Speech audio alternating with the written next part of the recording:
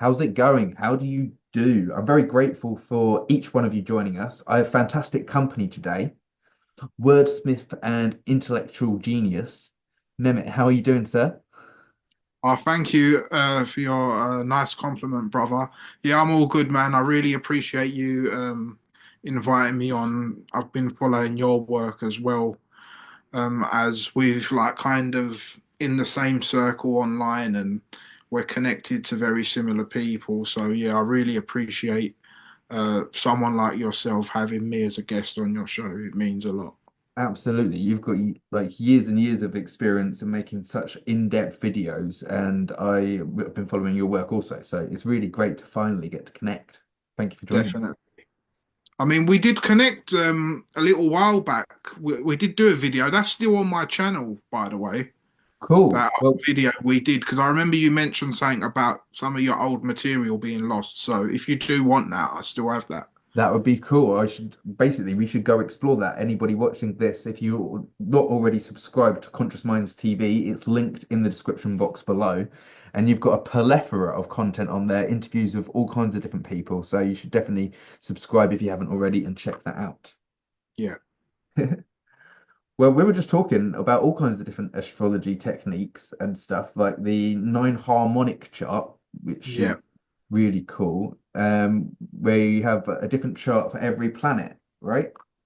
that's right. Yeah, I looked into it. A site I use a lot is called AstroSeek, and that's where I came across the idea. I think someone actually sent me the link and it happened to be on AstroSeek, which is a site I use a lot. And yeah, I did look into mine. And from what I understood of it is that each one of your planets has its own chart. So it goes into even more depth. And if I'm not mistaken, the way that chart works is when the sun um, it's when the sun goes over each one of your placements for the first time, right? If I'm not mistaken, that is how it works, right? Bingo, you nailed it. So, for instance, I have Neptune like a degree and a half away from the sun. So the chart would be for a day and a half after my birthday, right? For the Yeah, Neptune. exactly. But like, well, I've got Mercury in Sag, right? And so it would take a whole year for the chart to be made for the Mercury chart. That's so fun. Exactly. It's like my moon, for example, 6 months. I have to excuse my poor internet. A bit, but I'm sure you're going to come back in a minute. Yeah, you Yeah, have there to you are. excuse You're all me. right. That's I all think right. it's the snow and the cold weather for some reason of the internet. But you were saying about, was it the 6th or something? I was saying basically, my moon is in Taurus. Yes. So for me, that will be like 6 months after. Uh-huh. And so do you find that when you were looking at, I mean, it's been a while, I feel that for both of us to look at this technique, but for instance, to make a very opposing energy, you have the moon in Taurus in the 10th house, which is a very sensual and yet distinct energy. And so you're bringing top quality, the best of the best information here about the physical realm and frequency and the five senses. But you're also a chef, which is the real life manifestation Yeah, of like your moon in the 10th house. But that's an one energy. So you can see that portrayed in the ninth harmonic chart of the moon. Whereas you and I both have a Mercury Uranus conjunction. You've got a really close one, tighter than mine. And yet that's a really electrifying, buzzy energy. And Sagittarius, expansive wisdom that just comes like you're channeling it, right? And yeah. so that energy depicted in a ninth harmonic chart for Mercury or obviously would be very different to the moon in Taurus depiction. Yeah, I remember when I did look at that chart, I remember my Taurus moon being a Leo moon, if that makes sense. If you understand the Yeah. nine owner chart, basically, which Uh-huh. was really interesting as a Leo rising as well. So, It's funny because the as you say, like almost it drags in a little bit of the character from who we are. it's just a really beautiful observational lens to be able to to play with. Yeah, I mean, I haven't looked at it in a while, but there was a time where I was really like fixated on it, and I did look into it, and yeah, it's a really interesting concept. It's like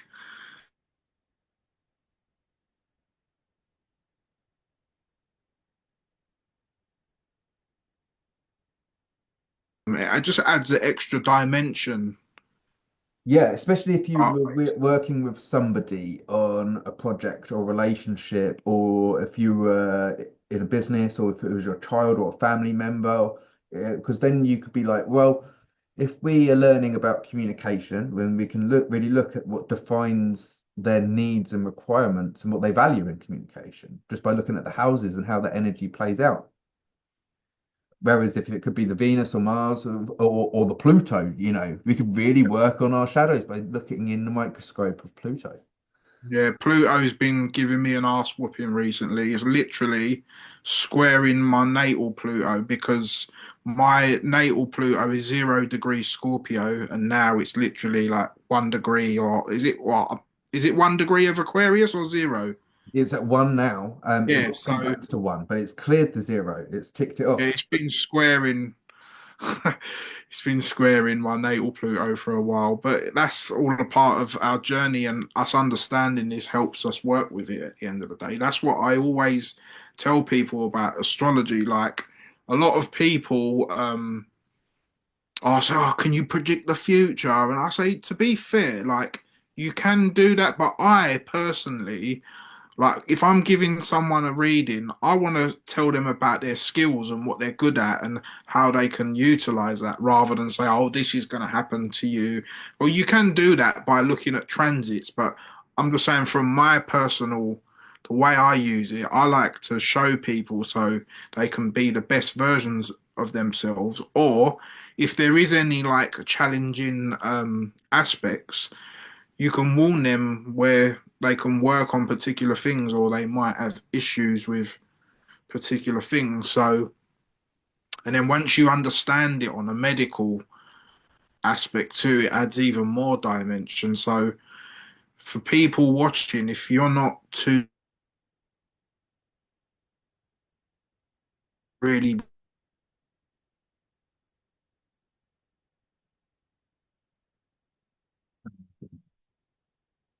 also, it would just like things will have more clarity of why certain things have happened or why you may be the certain way or why you're attracted to certain things.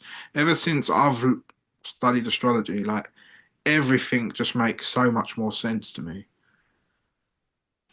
Yeah, I feel like it gives us breathing room, right? To be able to know, like, for you would have looked at your chart with this Pluto coming on before it took place, with a bit like I would guess, like with this kind of. Exactly. But it's also like one of the generational things. Like that's something which I'm going to experience once it gets to 9 degrees. And so for us as both Pluto and Scorpio folk, we're both like the first deacon, different ends. But Yeah. you and people who were born around the same year as you, they were going to be uh like having this powerful initiation right now, and it went back and forth, and yet now you can celebrate in the fact and say that what you've faced or the patience that was required has given you more staying power and more self-acknowledgement and recognition, and you potentially alchemized a lot of your soul's gold in that process. Yeah, definitely. I mean, um, yeah, it's crazy. Like, for example, like even before I knew about a Saturn return, like I remember when I like literally, as soon as I turned 30, everything just my life just changed. I just wanted to study. I wanted to like start looking into all these deep esoteric things. Astrology came, and I just think, wow, where did all this come from?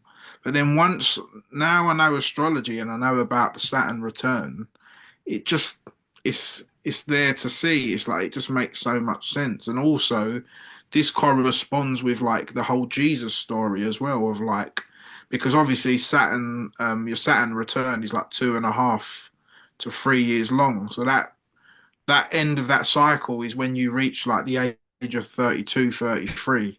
So it corresponds with the whole like Jesus thing astrotheologically, where he gets crucified at 33. So you can also syncretize it to that as well, Uh-huh. if And that makes sense. it's super interesting. And then it's that I say that that is the coming of age, right? That's when we fully become into adulthood, if you will. And then we know ourselves as well, because it takes that long for us to see the reoccurring blips in our cycles, in our traumas, in our healing journey, to know that we have things that we're working on and like certain nuances that we do replay, and yet we don't have to. We're not like victim to it. We're able to rewrite them. That's the gift Yeah, of this second Saturn cycle, is can we yeah, do it again, but yet walk the walk slightly differently. yeah. Yeah, you know what? That's so funny you mentioned the second Saturn cycle. I think about that a lot.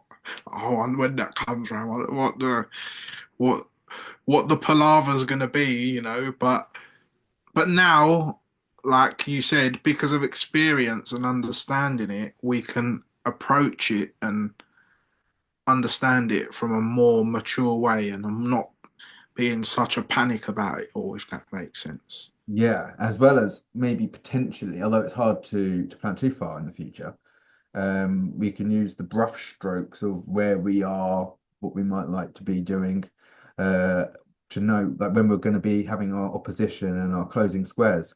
I actually just had this past year my opening Saturn square. It just completed a couple of weeks ago, because I say completed, it's still square my Saturn, but it's 92 degrees rather than 90 degrees. And so it's moving on. It's going to shuffle on Yeah, quite, pretty swiftly after this. And so the next will be the trine, but that's not for a few years yet in Aries. Uh, but like I remember my first Saturn opposition when I was 14, and I was just getting over like a couple of years of agoraphobia, bullying at school. I didn't go for a long time. But then the Saturn return was me like facing it and overcoming it.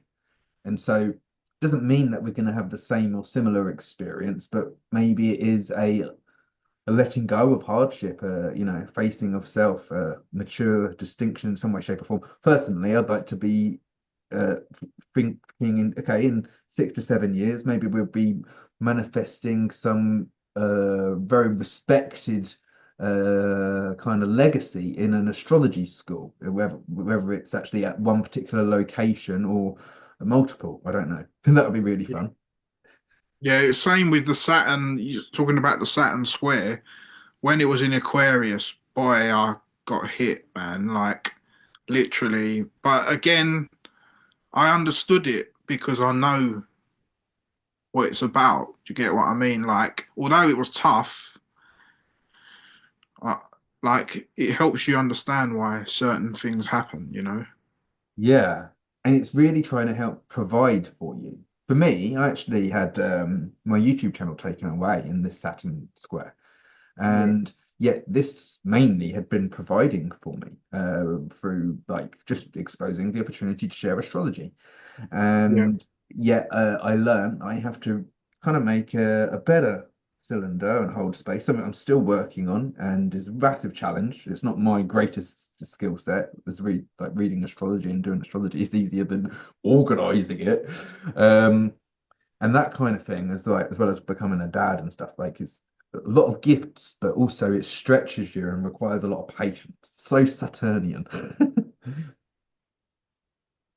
But the Yeah. rewards and the spoils of Saturn We've are got a just little joke between, second. yeah, we have a little joke between me and my friend in America, Lindsay. Uh, We have a little joke about Saturn. We call him Big Daddy Saturn, as if it's someone who comes to give you a little ass whooping sometimes, you yes, know? yes, I appreciate It's that. much needed at the end of the day, like, because at the end of the day, yeah, he's just hence the saying, every lesson has a blessing, you know. So that's what them Saturn transits are about at the end of the day. Yes. So like if we might have to restrict and focus on something for a particular amount of time, but in that endeavor, you can really allow what you're focusing on to come golden. I also look at it as like the Saturn cycle. If we look at the bottom of the cycle, wherever our Saturn is, when it makes the conjunction with that, it's a bit like the bottom of a tree. And so then it goes around its cycle. And so when it gets to the first quarter opening square, that when you had it in Aquarius, and what I've had it when it's in Pisces, it's a bit like a branch on the tree.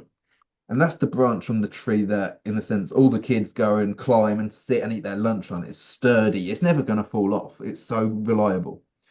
So for us to, whatever it is we're doing, whether it's build a business, building a house, building a family, whatever it is, a legacy of some sort, something, we might have been working on that for a while, but to make it so substantial that it holds the weight of ourselves and our endeavors and whatever it is, that's why it's a Saturn square. It's like 7 years of a 28-year cycle. It's something that's substantial, but once it's done, it's done. Yeah. So I was absolutely astonished by your ability to work with etymology. It's something Yeah, which it's something I'm really interested in. Yeah. is dear to my heart, just as astrology is that because it's about astrology is really inclusive of etymology because it's the language of all signs, shapes, and sigils. And a symbol, like a character, a letter, it holds so much as a character. It does what it says on the tin, right?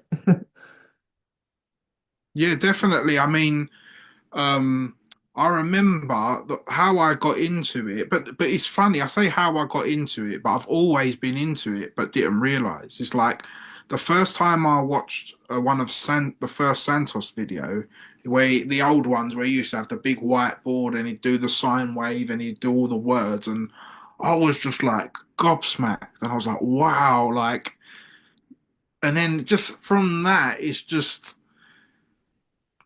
like I don't know because what's funny, Phil, is that when I was at school, I really used to enjoy English, but now it makes so much sense because I'm so into words and languages, and also I grew up knowing speaking two other languages. Uh-huh. So that also has really helped in my love for studying languages and words, and I like comparing different languages from and like you can see the similarities in like they might not be the identical word, but they'll have elements of it like in I can share my screen and show you some examples later on, but yeah, like knowing Greek and knowing Turkish and knowing English and then connecting them all and understanding interchangeables and also learning gematria, which is understanding the numerical values of each letter. It adds so much dimension to things, and you can just break things down again more fractally. And also, as a person who's into music and I write as well, that's another reason why I love words and language too. So, but it's interesting you brought up the word like when we were speaking before. And Yeah. because I remember I writ something where I kind of did a wordplay. What was it? I've got to try and think of the lyric now. It's oh, I said, oh yeah, that's what I said. I said it's all in the word. My spirit took a L, an L as in a loss. Now I'm living in this world. But if you add L to the let to the if you add L to world word, it becomes world. Hmm. So yeah, that word, and also you was mentioning about it relating to sword and all that type of stuff. But yeah, like the English language specifically is very there's a lot hidden in each word if you look carefully, especially when it comes to like Well, I that's don't know like if you're aware of the whole legalese language and how the legal system use mm. words as magic to bind us to contracts. I don't know if you're aware of all that side of it. So the word or the world has got that word old in it, and it's the oldest trick in the book, isn't it? Yeah, So exactly. but the funny thing is that I really feel like a novice to it because playing with it is a lot more easy than being serious with it because well, you Yeah, see little things like that, right? But you're talking about the maritime law, yeah, uh, that's right. Yeah, and that's for what I was actually just in I don't know what I was doing, chilling out in a garden, a public garden, and they had like a Mad Hatter's tea set there. Somebody come up to me and offered me a book, which I didn't accept, but it was by the guy who did Scientology. I can't remember his name, Alvin Hubbard, isn't it? yeah, yeah, Yeah, but the book was explaining commerce and the world of commerce through, and it was basically maritime law is if you've got a cube, if you will, this is the way I understood it. Whether it's correct or yeah, not, I don't know. And so there's the biting point here is this middle of the cube. So there's say if there's a quadrant there, a quadrant there, quadrant there, quadrant there. So there's four below and four on top. Just say right yeah. the way I perceived it. And when you're in emotional debt, you're down here on the bottom four quadrants. But when you're walking on water and you know your value, you're up here energetically.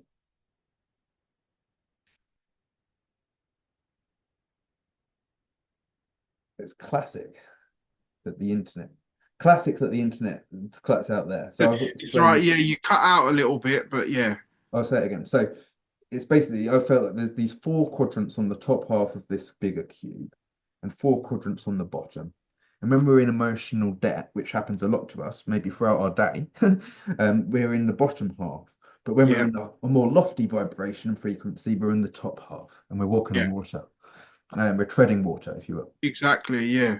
Because Santos explains that as well in some of his videos about how Jesus walking on water means that it's a symbol of Jesus not being in the maritime waters and being on top of it and above it. So yeah, definitely.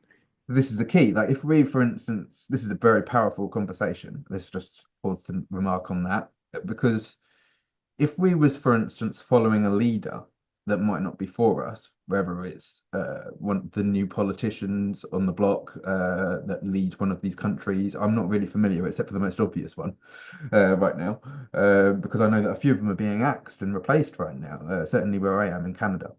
Don't know about the UK and things. I'm not interested. It's really boring. Point is, if you're following another leader, it might not necessarily feel good, especially if it's reprimanding or we know that there's something better for us. Yeah. So that's going to put us down in the dumps. But if we're like, hey, I'm doing this, I'm wearing my own shoes, I'm wearing walking how I walk and talking how I talk, then we're gonna even if we're gonna be in a better vibration, basically, right? What's so interesting, Philip, you just mentioned the word leader, right? So now, because I've broke this down in my mind. Well, leader, someone who's a leader is someone who's in charge. But in the word leader, you have the word lead, Mhm. and lead, the metal of lead is associated with Saturn. So a leader or a leader corresponds with the whole Saturnian archetype of being in charge or ruling. Do you get what I'm saying? So that's what I kind of do when I look at a word. Like I break down the syllables. I think, oh, lead. Lead is Saturn. What would Because you in, say you that a know, leader like does? each, huh? What would you say that what a leader does in reality? You could say that they turn lead into gold, right? Well, that's the whole like alchemical process. But yeah, but a leader or a leader, like, because lead is heavy, isn't it? So lead, I guess, is just having a heavy hand on things and being controlling. Do you get what? Yeah. I So guess it's that's like like, you could say it's self-control as well. If we want to change the frequency of that word or that distinction, my favorite way to describe Saturn, rather than it being someone who's imposing on us, is self-authorization because we're yeah, telling our own story. We're leading our own path. yeah, yeah. But that's just like an example of like when you was talking about etymology of like how I personally break things down because there's a lot of times now like I can look at a word and then just by not even looking it up I can roughly tell what it's alluding to by particular syllables or particular things that are in the word. Because it's like I mentioned this on my last show with Lily. Like there's an Islamic celebration called Ramadan, Mhm. right? Which is about fasting. And I did a post about like the etymology of it on my Facebook saying that Ramadan must have some, or the word ram must have some connection to Aries the ram. Mhm. And someone said to me, no, it can't do because Ramadan's in English, Arabic, and the ram Aries is in English. But if you look up the meaning of Ramadan in Arabic, it means scorching heat or blazing fire. And we know Aries the ram has those attributes because he's obviously ruled by Mars. So what I'm trying to say is once you understand particular syllables and what they mean and like the phonetics of it, it doesn't matter that Ramadan is Arabic and Ram is in English. The vibration of Ram alludes to a particular energy because Yeah. obviously it has the RA in it, which is Ra, which is the sun and heat or radiation, Ra. Anything with RA in it alludes to like something that's hot, basically. So would you say rah, that's like a rah, that's the sun coming up. That's a bowl upturned like our heads. It's like a dome, right? And so Yeah, but rum but when you said the word syllable, it's because yeah, the word bowl goes down in the yeah, terminology. So it doesn't matter, like the words are keys because they create either an upturn or a downturn, and 90 yeah, degrees. I really enjoyed doing this video with you because this yeah, is what I wouldn't have expected to come through, and it's just really good fun. So, but yeah. So that's what I mean. It's like once you start breaking down the nitty gritties, things start to make even more sense. Like there's some really interesting things like like when it comes to gematria, like for example, when you look at the numerical values of whole words and then what the numerical value ends up on, it's like connected. So, for example, like the word buy, like bi, okay, yeah, so like like as in this meaning is two. by Mehmet, not bye for now. Yeah, yeah, it's just like buy as But it's in buy. also buy. I'm going to purchase this thing, which is by Yeah, Mehmet. yeah. Go on. But if you look at, for example, like the word bi as in bilingual, like it's B and I, Oh, right? So BI. B, So there's the other one. That's the fourth one. So you're talking about BI, not yeah, BY. BI, that's the one I'm talking about. So for example, B is the second letter Mhm. and I is the ninth letter, right? So um 2 and 9 equals 11, and then 11 to a single digit root, 1 and 1 equals 2. Yeah. So the word bi not only means two, Uh-huh. but its numerical value evaluates to two. Okay. So you can start you once you start noticing these things as well, it's like wow. Like the word pineal, Mhm. for example, comes to three, which is your third eye. There's so many patterns. Tetragrammaton, which means the four-name word for God, tetragrammaton, Yes. comes to four. And I've got this. When I share my slides, I'll show you it all because I've got it all on my whiteboards. But again, once you start understanding all these little intricacies, you start thinking, wow, and then it just helps you understand it more, if that makes sense. Or I don't know, I'm a person like when I'm interested in something, I like to try and like, really break it down and Yeah. find Well, next the I find it hard to say. Geometria? gematria. Gematria. I had a little, I've dipped my toe in a few times. It scared me a couple of times. And like even just like uh using the title of videos that I'd written and searching the other meaning of it or value of it and what other corresponds to it really give me the willies and didn't get me look back at it, to be honest.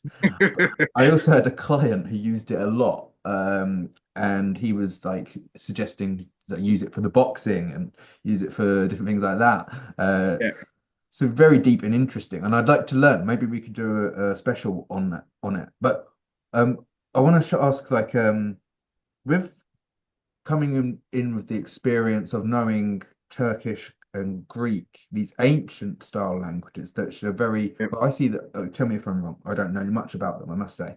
But Turkish is, I know it's a very astrological, symbolic language, whereas Greek, I would say, is a bit, if I'm a bit more phonetic. So the word, which is what I experienced at school. I didn't actually enjoy English because I would always get the spelling wrong because I was trying to spell it phonetically, which is ironic because Yeah, there's exactly. a Philip, which is that sounds like F Yeah, or TH. yeah, yeah. So interesting you brought this up because we spoke about this the other day because obviously F and P are interchangeable. Like, um, because this is what I was explaining to Lily. Because, for example, see the word Pisces. If you change the P to an F, it almost spells fishes, basically. You get what I mean? So once you understand all that as well, it adds so much more dimension to things. But yeah, like for example, like what you were saying about like Turkish is the easiest language to spell because everything you say is just spelt how it's like. For example, Phil would be Fil. Uh-huh.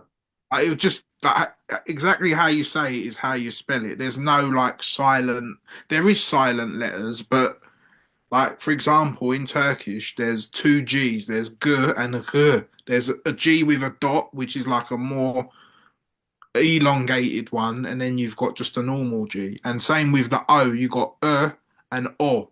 So has the two dots on top, and o just has no dot on it. So it breaks down like that. But in terms of actually spelling it, it's very easy. With Greek, I don't know how to read and write it because they've got kind of a different symbols in their alphabet. But because basically my parents are from Cyprus, which has Turkish and Greek Cypriots there, they grew up naturally speaking both. So at home, my mum and dad's they could say a sentence to me and it would have English, Greek, and Turkish all in one sentence. Wow.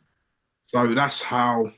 And I also used to really enjoy German when I used to do German at school.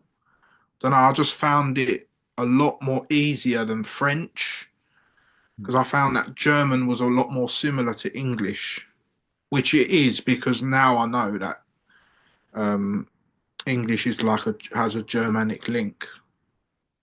So do you feel, this is a open question. So do you feel that they say that the word creates the world? Yeah, And I feel that's accurate. But like at the same time, within that displacement, we're in a deep spell in itself.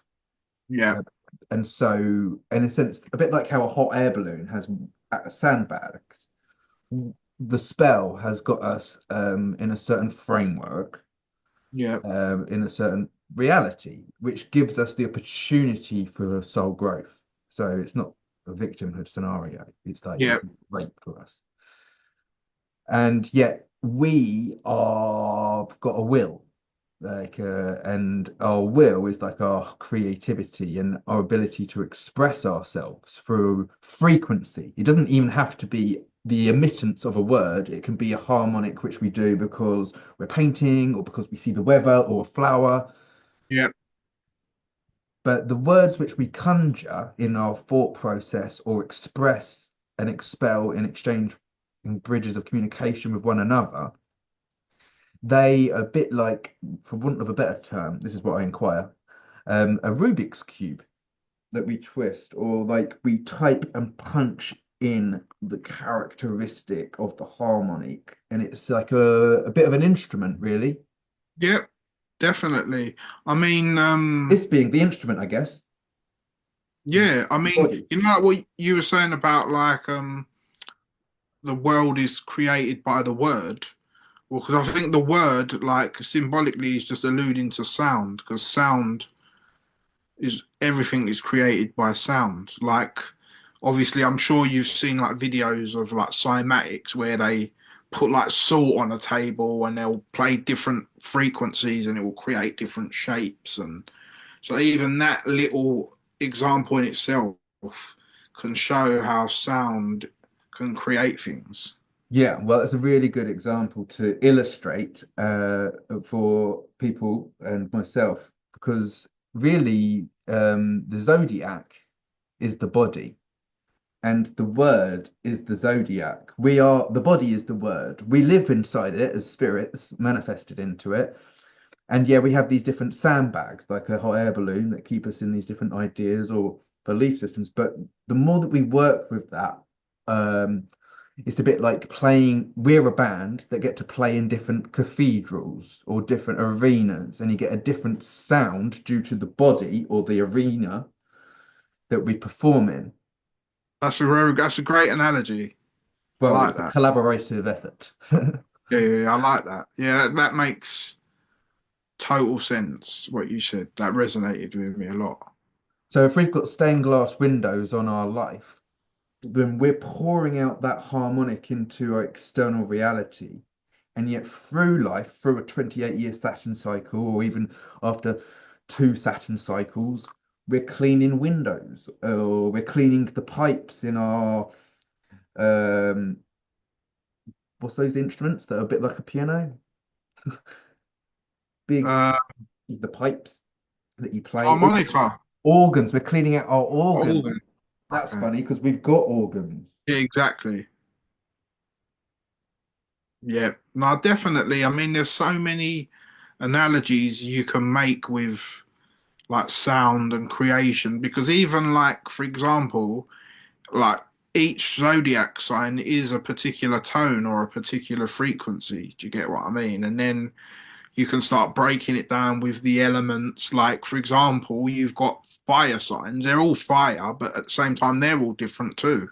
Yes. Like, one's the start, one's the middle, and one's the end. And so, like, for example, Aries would be the spark of the fire, Leo would be the fire, and Sagittarius would be the fire going out, for example. So, although they're all similar, they're still all unique in their own way. And this is like what I kind of explain, like when I do readings and stuff, or just explain stuff, is that how there's so like it's so intricate that like for example, someone with a basic knowledge could say, "Oh, you're a fire sign and so am I. We must be similar." Yeah, you are similar in one way, but then it depends on what part of the fire you are. Like, are you the cardinal part? Are you the fixed part? Are you the mutable part? So again, it just everything can be broken down into sections to give it more meaning ultimately. I love that. I love that. Thank you for the analogy as well. So for circle, which is like our chart, is a zodiac. Out, but I'll just wait till you. Oh, there you are. Yeah, Thank you. So if we take our tropical zodiac, like you were using there, and we've got yeah, three fire signs. So Aries is 0 to 10, and Leo would be 120 through, and then you've got Sagittarius where we're coming along. What we got 90 this that's two, so it's two so it's 100 and it's 120 220 through to yeah, 270, and so those are different harmonics on a piece of string, dun yeah, dun dun, if you will. But if you actually, that's a great zodiac. There's no fault in it. But if you want to change it to the nakshatras, the 28 nakshatras, but you get the yeah, same increment of where Aries, Leo, and Sag fall on top of those nakshatras, then the harmonic expression is going to be very similar, but they're just being portrayed through different ways, which are both very accurate. Would you say that's true? In terms of like sidereal astrology, I am aware of the nakshatras, them being like the lunar mansions, and I understand it's every 13 degrees. But I don't have a really extensive knowledge on that system. Like I said, I have the basic. Like I remember, like because obviously um in my Vedic chart, I'm an Aries moon, not a Taurus moon, and I know Yeah, that my moon is in the nakshatra of Baharani, if I'm not mistaken. But again, I only have very minimal understanding when it comes to the same. Like I'm not Vedic. like a adept in the Vedic, but my analogy of it leads back to our conversation on Yeah, harmonic and frequency. Um, in that I feel that every zodiac is accurate. Whether you're using like the symbology of our Tibetan zodiac or the Vedic or a tropical or even like a sidereal, yeah, even a square astrology chart. It's just a way for us yeah. So to learn about the color wheel. So the color wheel, there's not another color which is excluded from the color wheel. There's not a harmonic that was been forgotten. It's all there in every zodiac, in every circle, because a perfect circle contains every frequency, yeah, just like your temple and mine. yeah, totally. I mean, But oh, go on, what was you going to say, Philip? I think that is a beautiful thing. That kind of, I think it debunks a bit of the woo. It debunks a bit of like this astrology, isn't it weird and mysterious? But because it's actually comes down to an instrument and it comes down to harmonics. And I think that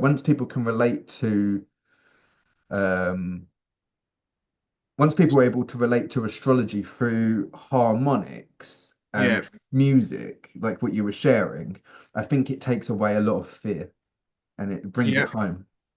yeah, definitely. Like, because that's sometimes like that's the way I explain things to people, not to dumb it down to them, but you've got to use a comparison that people can relate to. Like, for example, like what I just mentioned with the cardinal fixed and mutable, like being like the beginning, middle, and end. You could use that as one example, or you could say cardinal's a child, and fixed is the more middle-aged person, and the mutable is more of the sage, for example. Like you, I, there's so many different ways that's a really you good way. I like that, Will. in like analogize it ultimately. So yeah, it just depends on who you're talking to and yeah, and how because like everyone explains things in different ways as well. Like I've noticed, like some people I can try and explain something and they don't get me, and then other I explain the same thing to other people and they just get it. So it just all depends on your the person's perception and how they see things and how they like. I like using analogies a lot because it just again it helps bring something that's transcendental more, it makes it more not material, but it makes it more relatable to a person who's not maybe into transcendental stuff, if that makes sense. You can just bring it home to them by using an example that's more real. I agree. I think that a good analogy or a good little story that allows the visionary mind to take over, it breaks the spell, it breaks the program, and it gives us a diversion. It gives us a little bit of fun. It gives us back, Yeah. returns us back to play. Do you know diversion in Spanish is fun? Divertido. I don't know many foreign words, but I love Yeah. it, and I'm keen to learn more. I would love to have you back for more conversation. I actually have to end this one shorter than what the will and the heart would like to do because Yeah, I can that's no problem. What I can do next time, Phil, is you share your slides with us. yeah, I can share your slides, or I can quickly do it if you want. I Or haven't how got time because you? I my Yeah, son no problem. needs some love and I need to go and relieve him and my partner. Yeah, yeah, But no I problem. really I enjoyed the totally understand. conversation. Like you brought so much inspiration and brought so much forth. Maybe we can explore your slides as well as the deacons with the tarot cards. Yep. I like to share with you.